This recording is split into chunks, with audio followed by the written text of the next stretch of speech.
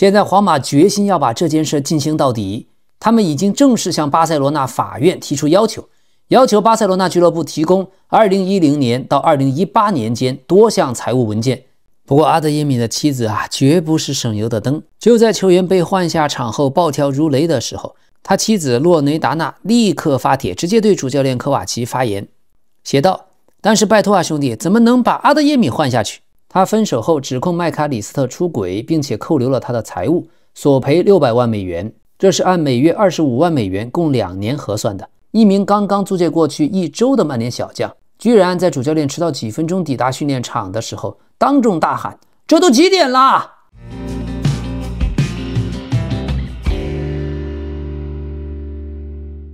朋友們，這幾天轉會市場各種緋聞真是相當精彩呀。然後咱們還會看一看曼聯，一位工作了10幾年的青訓租借主管，由他的視角，咱們就知道過去10幾年曼聯到底發生過什麼，而為什麼曼聯的年輕小將們不中用，也在這裡能夠得到答案。另外最關鍵的是關於皇馬不只是向巴塞羅那開炮這一次直接向法庭提出要求，白紙黑字的是要將內格雷拉案徹底掀個底兒朝天，跟巴塞羅那再也不存在任何友誼。這是真正的戰爭，不僅是在球場上，而且在法庭中。節目很精彩，希望大家先點讚再看。老 K 非常感謝您的小手指，就那麼稍稍動一下，謝謝。關於切爾西主教練馬雷斯卡替代瓜迪奧拉的問題，今天羅馬諾展開了獨家解讀。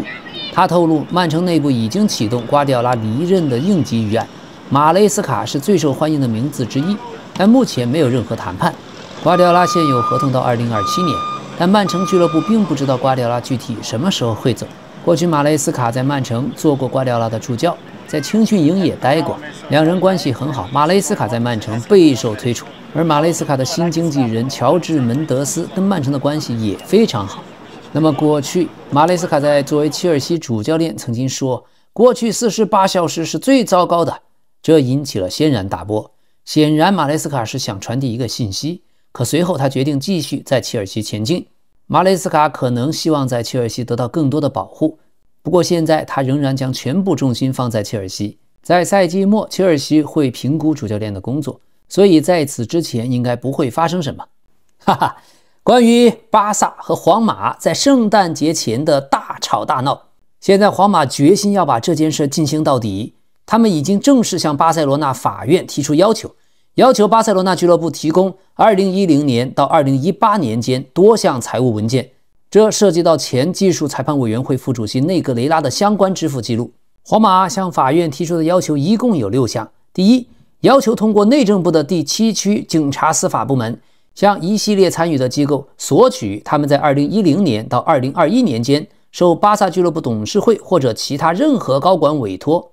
對巴薩俱樂部經濟管理進行的盡職調查和法政審計報告。第二，要求內政部第7區的警察司法部門數字化巴塞羅那足球俱樂部在2023年7月提交的文件，以便後續提交給相關方。這個文件在2023年8月已經交付了該部門進行過分析。第三，要求巴塞羅那足球隊及訴訟代表在10天內提交由其委托的外部律師事務所進行的內部調查完整案卷，涉及本案事實，並且提供結論報告，還要附上證明所進行調查行動的各種文件及其結果。第四，要求巴薩在10天內提交2010年到2018年間制定的預算，包括體育部門和俱樂部的總體預算，要其中分別列明向涉及的各種實體支付的款項，並且注明這些文件的制作者是誰，還有巴塞羅那俱樂部中的接收者又是誰，還要提供2010年到2018年由巴塞羅那編制和批准的年度財務報表及相應的獨立外部審計報告，並且要從稅務角度分析向這些實體支付的款項。第5點，要求所涉及的公司通過國家警察第7區的刑事警察部門提供他們提交到訴訟程序的所有以內格雷拉先生名義向巴塞羅那足球俱樂部和西班牙足球皇家聯合會發出的司法或者非司法的通信和索賠，並且提供任何相關的文件。第6點，接收卡洛斯·納瓦爾·比奧斯卡的證人和證詞。這一位是巴塞羅那足球俱樂部的一位傳奇工作人員，現任一線隊的代表。在2023年3月，他向俱樂部合規部門報告自己長期保存了內格雷拉兒子制作的部分技術報告和 CD。一共是647份文件。這些文件在案發後1個月才被發現，並移交法院。巴薩官方說，這些文件一直就在這位工作人員的辦公室中。而上述的6點要求是由一位前 VR 裁判哈維爾·埃斯特拉達公開。這名裁判在2023年2月，當時還沒有退役的情況下，獨自向巴塞羅那法院提交了刑事私人訴訟，指控前裁判委員会副主席內格雷拉和他的兒子涉嫌体育腐敗。所以，這位裁判的私人控訴正是皇馬持續推动內格雷拉案調查的一部分。現在看来，這件事在明年還將愈演愈烈。皇馬通過巴塞羅那的法庭要求巴塞羅那俱樂部提供各種文件。我們正好可以看看西班牙、巴塞羅那的各级官方機構到底會如何應對。最近临近冬窗開啟，所以各方面轉會消息傳聞不斷。那咱們先看一下最熱的水晶宮中後衛隊長格伊。目前關於格伊，巴塞羅那和他已經有數周沒有聯繫了，因為拜仁和利物浦給的更多。過去巴塞羅那俱樂部一直在吸引一些在明年夏天合同會到期的頂級中後衛，其中最感興趣、提及名字最多的也就是格伊。巴薩不僅持續關注格伊的動態，還曾經和他的經紀人進行過會面，但是雙方在經濟層面的分歧很明顯，談判因此大幅降溫。簡單說，巴薩沒錢嘛。現在看巴塞羅那和他已漸行漸遠，而其他多家俱樂部正在熱烈地追逐格伊。水晶宮方面已經接受了格伊會在明年夏天自由離隊的事實，這主要因為上個夏窗水晶宮自己拒絕了一份4000萬歐元的報價，而利物浦和拜仁慕尼黑現在佔據優勢是最大的可能。這兩家豪門俱樂部願意為格伊提供非常優厚的薪水。至於格伊本人，他不願意等待太久，如果在下半賽季受傷，那麼價格又會大打折扣。所以格伊希望從1月起就跟未來的俱樂部完成簽約，而巴塞羅那因為窮自己內部已經明確不願意在今年冬窗為明年6月合同到期的球員提前支付轉會費。也就是說，雖然差中後衛，卻只願意租借不買，只想白嫖。這也是拉波爾塔上任之後在類似轉會操作中的一貫哲學。可是這就很矛盾，因為巴薩一方面窮，另一方面對球員又有着巨大的吸引力，所以在今年冬窗補強中后衛的方案上就非常的複雜。市場上已經有不少球員被推薦給了巴薩。同時，管理層又在密切地關注一些可能租借6個月到巴薩的球員。即使對方俱樂部只租借不給巴薩買斷，那巴塞羅那也無所謂。現在可能因為選擇眾多吧，巴塞羅那也不願意倉促行事，只是明確了一點，不願意提前為只剩半年合同的球員支付任何轉會費。這就很像拉波爾塔剛剛出任巴塞羅那主席的時候，當時就否決了埃里克加西亞冬窗加盟。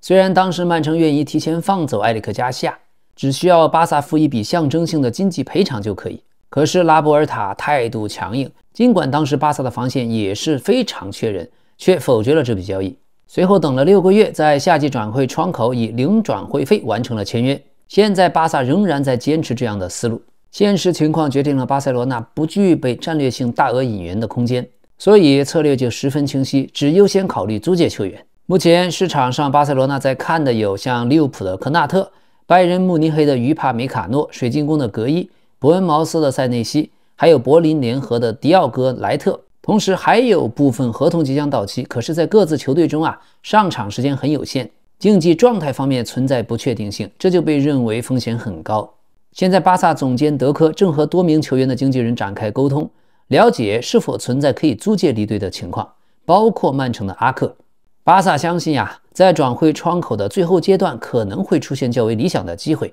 目前原則就是保持冷靜，等待自己的阿勞霍逐步恢復，同時对轉會市場繼續進行更深入、更全面的評估。一句話，不買，再看看，再多看看。好，關於巴塞羅那的拉什福德是否會買斷，巴薩高層決定將在2月到5月來決定。現在拉什福德和主教練弗里克之間的反饋是非常積極。至今代表巴薩出場24次，16次首發，打進了7球，送出9次助攻。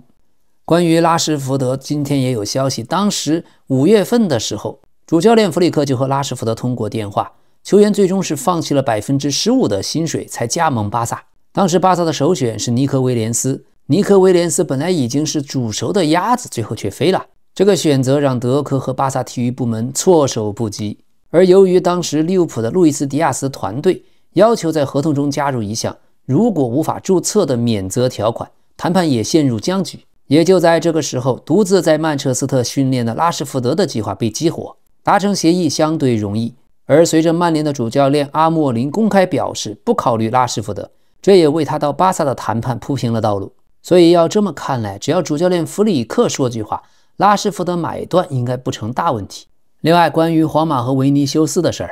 現在主席老佛爺不想讓維尼修斯離開，皇馬俱樂部的計劃非常明確，盡快和維尼修斯續約。老佛爺相信市場上不存在任何可以和維尼修斯相同並論的球員。而今天也傳出消息，過去莫德里奇還在的時候，他希望能夠在皇馬結束職業生涯，並且願意接受皇馬的多次降薪。但管理層的想法是想讓楚阿梅尼、卡馬文加、巴爾韋德和居莱尔全面接班，希望這些小将能在贝林厄姆身後擔任中場核心的角色。而最終這個理念被主教練阿隆索接受，阿隆索也希望莫德里奇能留下，但他知道這不是自己能做的決定，因此只能專注於培養年輕球員。可這件事的結果對皇馬不好。幾個月後的今天，莫德里奇在意甲大放異彩，而皇馬的中場以及更衣室卻仍然在努力想拼湊起完整的陣容。中場方面，皇馬失去了自己的比賽風格以及對更衣室的控制力。而關於曼城的阿克，他很渴望穩定的出場機會，因為世界杯就要到了。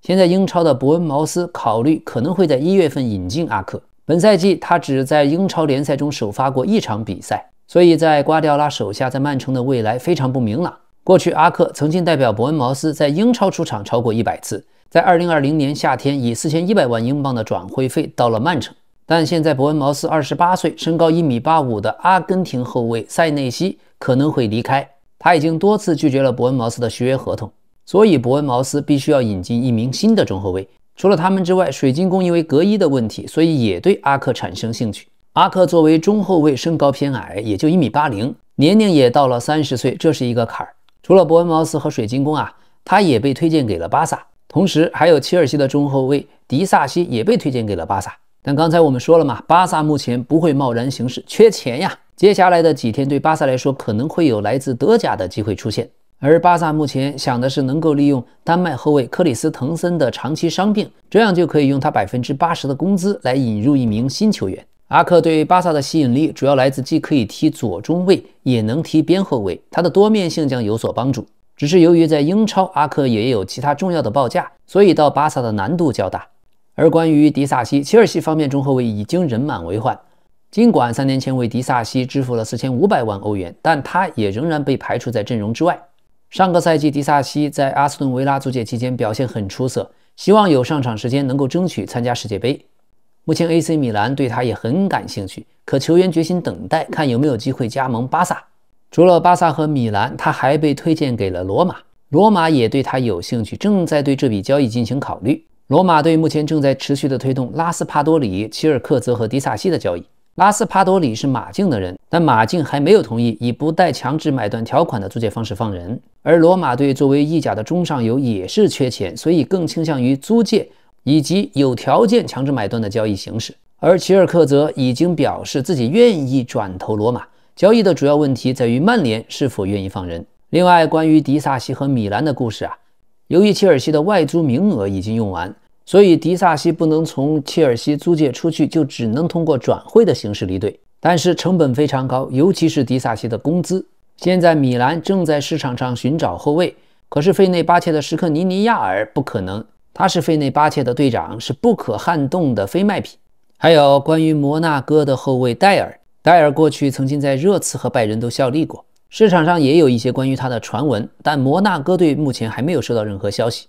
OK， 今年轉會市場上最受關注的是伯恩茅斯的邊鋒塞门約，關於他的消息也是峰回路轉。前2天有說曼聯、利物浦、切爾西和熱刺已經退出了對他的爭奪，但今天天空體育又報道，利物浦和曼聯還沒有放棄，談判仍然在進行中，只是球員當前自己更傾向於加盟曼城。而關於塞門約，關鍵是他的合同中有一項6500萬英鎊的解約金條款，1月1日開始生效，但這個條款不會在整個轉會窗口持續有效，這是為了保護伯恩茅斯避免在關窗前被低價挖人。而目前曼城方面已經相信自己最後能夠得到塞門約，切爾西方面呢認為自己邊路人員已經夠多了，所以沒有推進這筆轉會。而曼聯方面還不願意放棄，儘管在隊內的成績方面難以和曼城抗衡，但紅魔不僅祭出了經濟籌碼，主帥阿莫林據說還甚至願意為塞門約放棄自己一貫堅持的3-4-2-1陣型，因為加納球星塞門約是個純粹的邊路攻擊手，並不擅長邊翼位的戰術角色。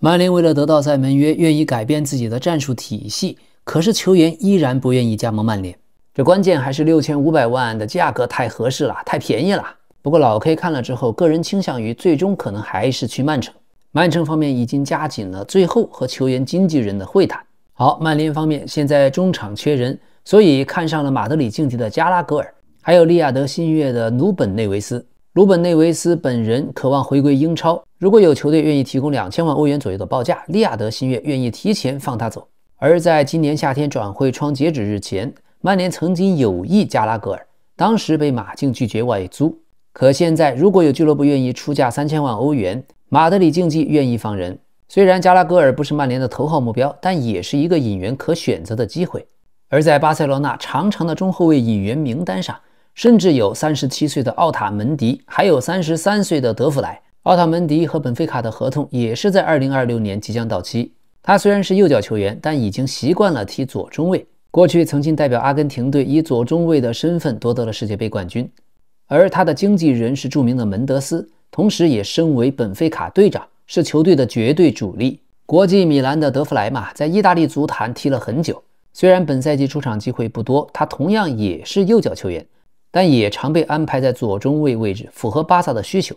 現在尤文方面伊爾迪茲的續約傳來消息，伊爾迪茲已經提出想要得到600萬歐元的年薪。新任的尤文體育總監馬爾科·奧托利尼非常了解伊爾迪茲，因為他曾經參與將伊爾迪茲帶到了尤文的工作团队中。現在關鍵是尤文需要更多的努力才能留住這位球星。在大約1年半以前，伊爾迪茲接受過簽署一份僅價值170萬歐元的過渡合同，在球隊中這份合同排名第19，而這也讓他實現了穿上自己偶像德爾皮耶羅10號球衣的夢想。現在的談判呢，基於不同的標準，伊爾迪茲將參照俱樂部和喬納森·戴維達成的600萬歐元年薪的最新協議。作為尤文現在最有希望的球星，伊爾迪茲當然希望能夠得到相應的待遇。尤文方面已經提出了一份介於400萬到500萬歐元之間的報價，這其中也包括一些和目標相關的浮動部分。不過現在看來呀，年薪可能不是最大的問題，關鍵是伊爾迪茲要求尤文對自己未來的球隊項目要有保證，也就是尤文的未來藍圖是什麼。伊爾迪茲是一位非常有希望的新星，他當然希望自己處於一個有競爭力的隊伍。最重要的就是要在意大利甲级聯賽或者歐洲賽場拿到冠軍。目前尤文解雇了图多爾之後，斯帕萊蒂的到來已經改善了球隊的排名，也提升了外界對尤文的認知。尤文現在的想法是通過頂級薪水鎖定伊爾迪茲，再將合同期限至少延長1年。現在看來這是有可能的，只是有一個隱患，皇馬可能是強勁的競爭者，特別是皇馬有一位伊爾迪茲的老朋友赫伊森，他們曾經一起在尤文效力過很久。同時，包括切爾西在內的英超球隊也在密切關注伊爾迪茲。最重要的是，土耳其球星現在只有20歲，現在就已經有如此水平，假以時日，前途不可限量。除此之外，巴塞羅那還在關注森林隊的後衛穆里略。這位只有23歲的巴西中後衛具有典型的巴薩風格，而且很早就被總監德科和巴薩的技術部門所熟悉。過去穆里略在科林蒂安成長，巴薩從那個時候開始就對他有深入的了解。而且除了巴薩以外，切爾西、皇馬也把他作為了目標。不過要想說服諾丁漢森林放人呀，必須支付超過5500萬英鎊的俱樂部創紀錄的轉會費。除了他之外，巴塞羅那對諾丁漢森林另一位巴西中後衛亞伊爾·庫尼亞也有非常濃厚的興趣。早在3年前的23年1月，德科就嘗試將他帶到巴薩青年隊，不過由於當時的傷病，這筆交易未能實現。現年20歲的亞伊爾·庫尼亞身高1.98米，是位雙足拐，但是他在英格蘭的適應較為困難，目前僅出戰了2場比賽，所以对他的考慮屬於對未來的投資。如果要在今年1月簽入中後衛，巴薩就必須要尋求技戰力，亞伊爾·庫尼亞顯然不符合技戰力的需求。現在尤文圖斯為了重振旗鼓，有一個最大的夢想就是托納利。尤文希望通過租借加買斷的方式可以得到，同時必須要出售現有的球員來實現賬目平衡，或者將喬納森·戴維納入交易當中進行交換。所以這一通下來呀，這筆交易的難度就極大，過程非常複雜。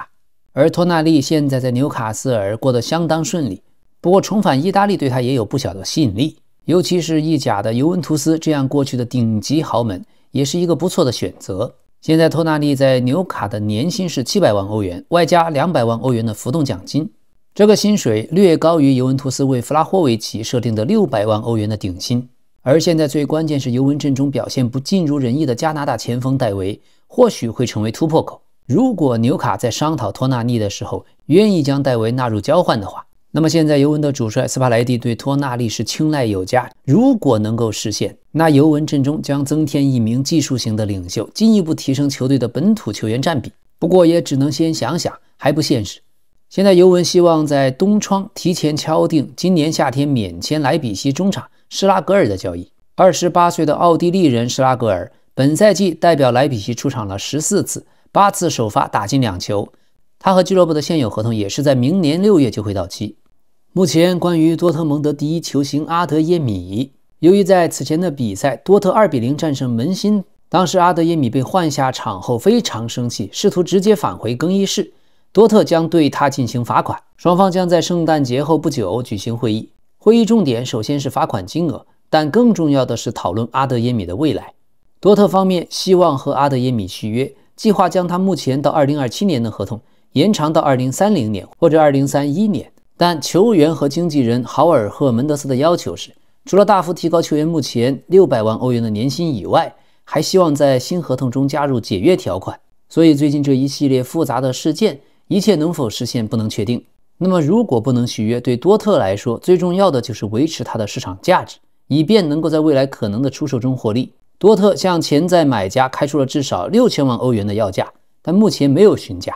市場上僅有一些對阿德耶米的觀察者，其中包括巴塞羅那和曼聯。阿德耶米上賽季在多特17次首發7個進球6個助攻，本賽季10次首發4個進球1個助攻。他最大的優勢是年齡只有23歲。最近有一些消息說，阿德耶米的妻子一位瑞士的說唱歌手洛雷達納，希望他們的下一個落腳點是一座歐洲大城市。據說這個願望已經被視為球員考慮轉會的潛在推動因素。兩人是在2023年相識，並於24年結婚。不過對這一點，阿德耶米進行了否認。他說：“我當初談戀愛的時候就知道自己在做什麼，但大家在我踢了一場糟糕的比賽後卻如此反應，我覺得很瘋狂。這對我來說並不公平，因為我確實沒踢好，但對我妻子來說是錯誤且不公平的。她和我在場上的表現或者比賽發揮毫無關係。有時候我覺得奇怪，有些人怎麼敢去評判他們根本不認識的人。”不過阿德耶米的妻子絕不是省油的燈。就在球員被換下場後暴跳如雷的時候，他妻子洛雷達納立刻發帖，直接對主教練科瓦奇發言，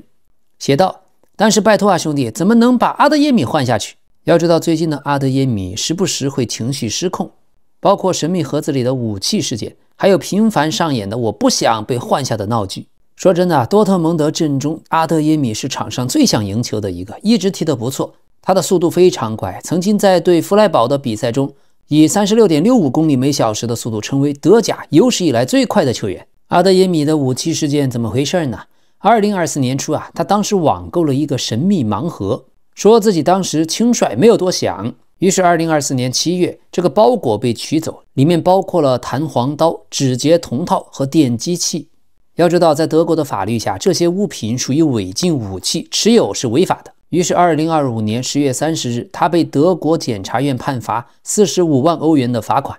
不過不構成前科，阿德耶米也沒有上訴，視為認罪。之後他在 Instagram 上致歉，說包裹沒有開封是一個巨大錯誤。多特蒙德俱樂部當時要求他參加一些社會項目，沒有追加紀律處罰。其實也不算什麼大事兒，黑人球員總是對武器有一些熱衷。而曼聯這邊已經確定冬窗不會貿然行動，但也會全力支持主教練阿姆林。曼聯這邊最近好消息不斷，在本月初卡靈頓訓練基地的聖誕午餐終於回歸了。這個活動去年曾經被拉攫取消，不過今年員工只能免費享用2杯飲品，其他的飲品均按成本價收費。現在曼聯正考慮是否將自己比賽日的餐飲外包，這也將使他們和其他的頂級俱樂部保持一致，只有利物浦除外。不過現金流依然是問題，曼聯不得不動用高達 1.05 億英鎊的透支額度，但是俱樂部已經節省了接近3000萬英鎊，所以目前來看，曼聯財務方面有所緩和，正準備全力支持主教練阿莫林在東窗的運作，但是也不會做出任何輕率舉動。由於過去一系列的災難性的轉會窗口，曼聯必須遵守英超聯賽的盈利和可持續發展規則，但目前來看問題不大。現在最重要的是中場人手緊缺，特別是比費和梅努德受傷。但是由於姆波莫和庫尼亞的加盟，曼聯現在重拾了對引援的信心。現在曼聯球隊的文化和態度正在不斷改善的過程中。私下裡，曼聯的高層認為，雖然還有一些球員存在問題，但有問題的球員人數已經大幅減少。曼聯的高層堅信球隊正在取得進步。拉特克里夫爵士過去曾表示過，主教練阿莫林需要3年時間才能被評判。但是如果本賽季曼聯連續第2年無缘歐戰的話，那麼可能還必須要進行一番新的討論了。這2天，麥卡里斯特已經分手了接近3年的前女友，接受了專訪，回望了過去和前男友分開後的日子。最重要，有些耿耿於懷。女孩說呀，被麥卡里斯特甩掉後1個月，對方就和自己的朋友好了，還帶着自己的狗。前女友卡米馬揚說，當時陪着男朋友從布宜諾斯艾利斯移居到了英國，放棄了自己過去的工作團隊，還有讀到一半的大學學業。後來疫情又來了，太難了，她過得一點都不開心。而關於分手，女孩說，我們是當面分的手，不是通過社交軟件，也不是打電話。說白了，我就是被甩了。當時她在阿根廷度假，必須趕回球隊，快到年底了，一切都亂哄哄的。我當時不在自己的家，突然就被拋到了接下來我該怎麼辦這種迷茫裡。而我的狗還在英國，我不能不管它。後來我回到布萊頓處理後續的事兒，也讓我陷入了複雜的情緒漩渦。麥卡里斯特問我，你是自己回來拿東西，還是我寄給你？我告訴他，我需要時間消化這一切。我向他保證我會回去的，那也是我的家。我得把自己的東西拿回來，然後看看情況，和熟悉的人打個招呼，再想想接下來的路該怎麼走。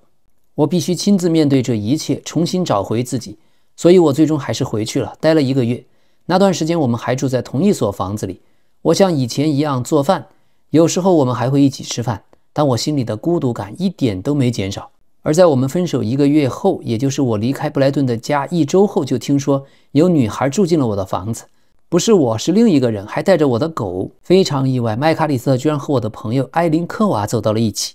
哎，這事兒啊，老 K 說一句，其實這2個女孩都是麥卡里斯特從小玩到大的發小，3個人從小一起長大，今天這個分了就跟那個好了。怎麼說呢，也是一種意料之中的意外吧。但有意思的是，這位前女友卡米拉馬揚，她分手後指控麥卡里斯特出軌，並且扣留了他的財物，索賠600萬美元，這是按每月25萬美元，共2年核算的。理由是他為了陪伴男方，放棄了自己的學業和工作。對這一點，麥卡里斯特的回應說，他們的關係已經結束，訴訟交由法院處理，否認出軌，強調自己很冷靜，只等待結果。這個案件從2025年6月到現在仍然處於法律程序中，還沒有最終的公開判決結果。不過老 K 就覺得索賠600萬還是有些離譜啊。OK， 另外利物浦的前鋒伊薩克被鏟斷骨折。今天肇事人范德芬也在採訪中回顧了自己的殘強，他表示已經和伊薩克交流了，並送上了自己祝福。范德芬說，我不想傷害伊薩克，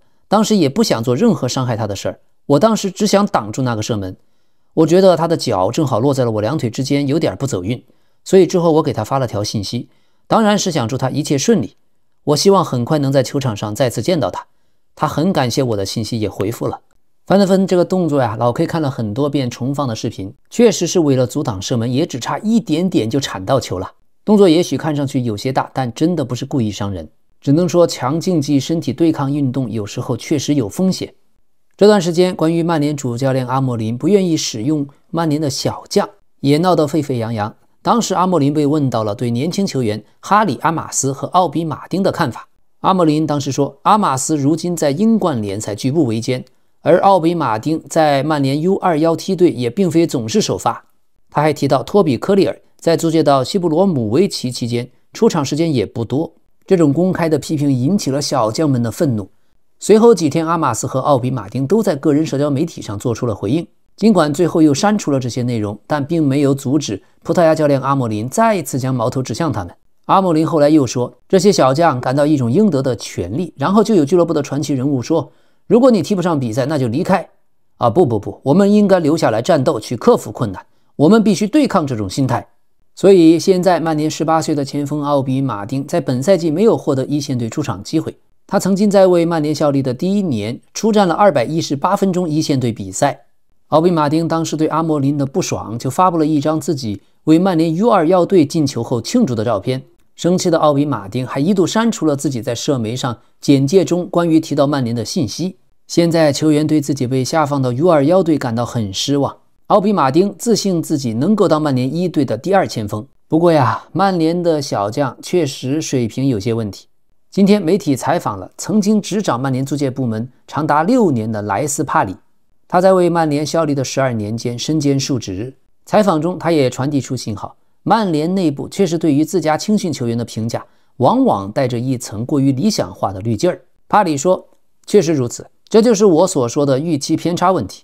大家總會覺得啊，這孩子是曼聯出來的球員，踢英冠肯定绰綽有餘。可實際上，英冠聯賽在某些方面的激烈程度，甚至比英超有過之而無不及。所以，曼聯青訓出身的球員一旦被租借到其他俱樂部，這種自負的心態往往會引發不少麻煩。有一次，我被招去一家英超競爭對手的俱樂部處理問題，一名剛剛租借過去1周的曼聯小將，居然在主教練遲到幾分鐘抵達訓練場的時候，當眾大喊：“這都幾點啦！”還有一名租借到英甲球隊的年輕球員，在自己首秀的半場休息的時候，居然打斷主教練的戰術部署，直接告訴新隊友們：“你們都把球傳給我。”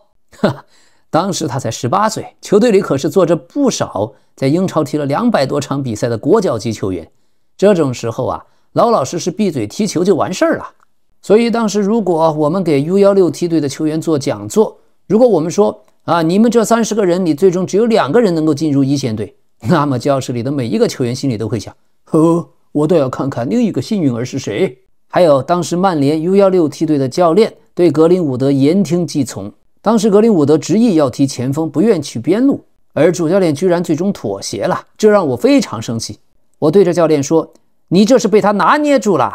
所以啊，我們對格林伍德如果當初換一種方式引導他，也許他的人生軌跡會不會由此不同呢？另外，像拉什福德從小就清楚自己是頂尖的球員，這相當於在他們腦門上蓋了個天之驕子的串兒。他們自己心裡也明白，自己從一開始就享受着與眾不同的待遇。這些外租的球員呀，經常遇到煩心事兒，甚至有個小伙子給我打電話說他住的地方暖氣壞了。我當時就回他一句：“你知道你打給了誰嗎？”哈，這些小伙子還會抱怨租借的俱樂部伙食太差，說是比不上曼聯食堂的菜品花樣。我就告訴他們，做人得現實一點，眼光別那麼高。他們租借出去不是為了享受童話般的待遇，而是為了積累真正的比賽經驗。所以为了讓他們提前做好心理準備，我們會提前向租借俱樂部打聽各種細節，像球員需要自己把訓練裝備帶回家清洗嗎？俱樂部管早餐午餐嗎？還是得自己掏錢買？客場比賽是提前1天去住酒店，